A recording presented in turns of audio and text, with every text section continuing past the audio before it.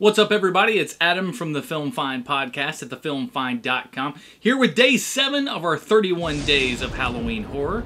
Now, this week, we're actually going to do an entire week on a theme this time, and the theme this week is going to be remakes. There are a lot of remakes out there. Many of them are crap, but you know what?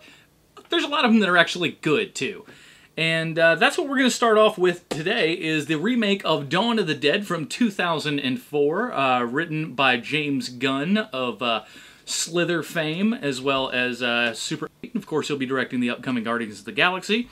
Directed by a little guy named Zack Snyder, who, honestly, I like enough of Zack Snyder's work to, you know, enough, but you know what? I don't think he's done anything, you know, as good as this since.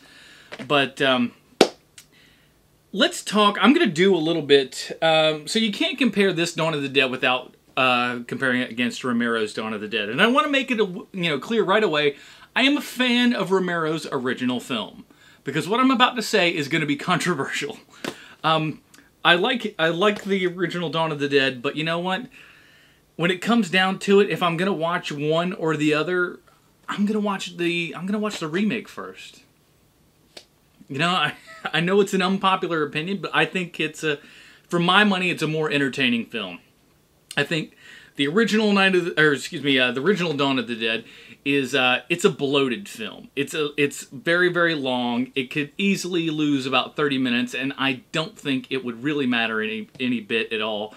You know, it's like I said in the original Night of the Living Dead review that we did here, and link for that right here. Romero, over time, his message that he wants to put in his film in each of his subsequent films has grown bigger and bigger and bigger every time, to where I believe it's really affected the story that he's trying to tell. And you can really see that start to happen in Dawn of the Dead. So he has a bit to say about consumerism in Dawn of the Dead. And so there's a big sequence where, you know, they're going through and they're shopping and everything like that. And yeah, I get it. But you know what? The 2004 said the exact same thing, and they did it in a more entertaining montage with the Richard Cheese version of Down with the Sickness. Get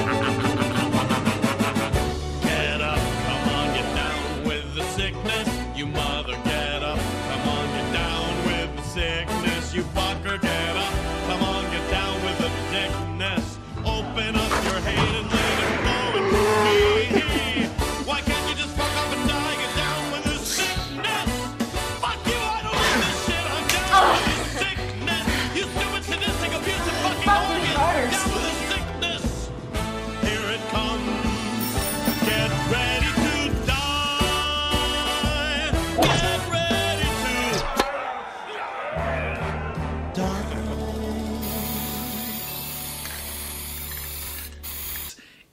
It was entertaining, it was funny, and it got the point across.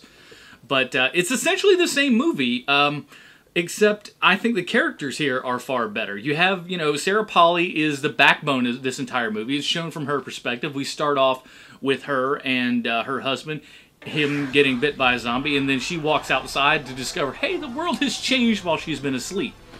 And it just goes from there. Then you have the running zombies as opposed to all the walking zombies before. And you can debate upon whether or not which one, you know, is better. But I think we can live in a world where we both have walking zombies and running zombies. But if it comes down to me, I'm going to be far more scared of a zombie that can run after me as opposed to one that's just going to be hobbling down the street. But then you got like Ving Rhames and Mekhi Phifer in this. I'm serious. I've done some bad things in my life, man. Oh, I get it.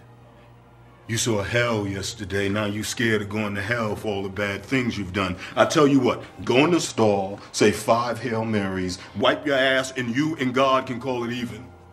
And, like, there are a lot of characters in this that are written really well, that are acted really well, and overall, this is just a much finer movie. And Romero, he is who he is. But at the same time, I just don't think he's an amazing director. I don't. I think, especially in this one, this is probably one of the more adept directing jobs that Zack Snyder's ever done. He's become far more of a visual guy and less of a story guy, but I also think that's due to James Gunn as well. Just having a solid, nice backbone for the story to go with. The rest of you, we got plenty of food and water. Help should be along soon. Help? Did you hear that from the same jackass who told us to go to St. Verbena? The church downtown? Yeah, that's the first place I went. Some dipshit on the radio said it was safe there. He was wrong. Is that where you picked him up? Well, I get this call on the CB from that guy Glenn saying all these folks are in the chapel. He's a priest? No, he plays the organ. I was in the neighborhood, so I picked him up. Well done. Thanks.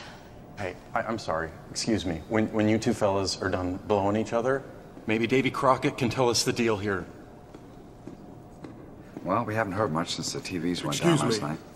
Whose rig is that? It's mine. You mind if I borrow it? I'm not using it, officer. Keys? They're in the cab. Truck's not gonna make it to Fort Pastor.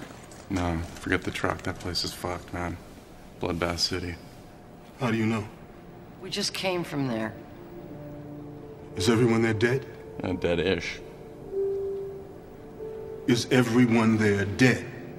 Yeah, in the sense that they all sort of fell down and I'll then look for myself. Not gonna make it. got up and I'll get as far as I can. Right now, it's about 1 foot out that started door. eating each other. I'll take my chances. Don't be an idiot. Please, there's people here right now could use your help.